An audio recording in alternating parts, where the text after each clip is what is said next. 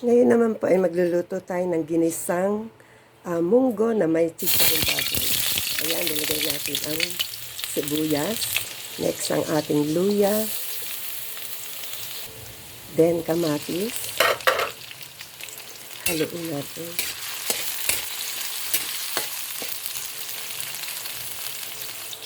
Then, fried garlic.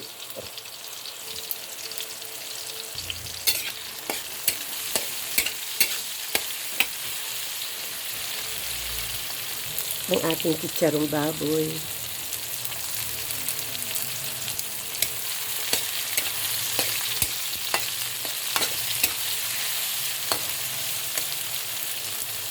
Then, ang ating munggo. Ilagay na rin po natin ang ating munggo.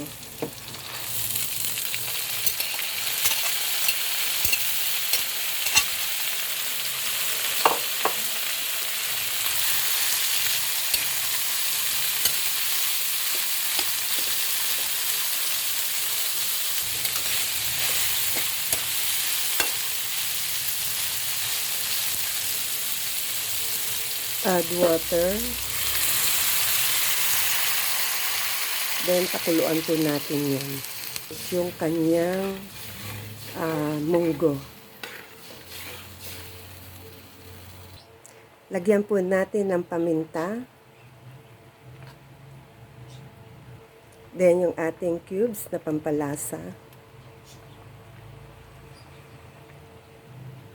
Haluin natin.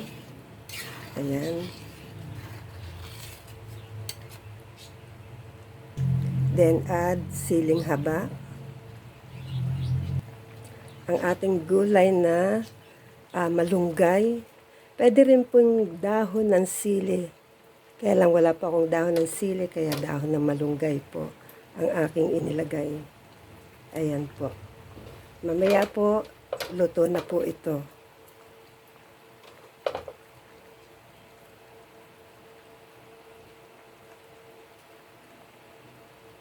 Luto na po ang ating munggo. Ayan po.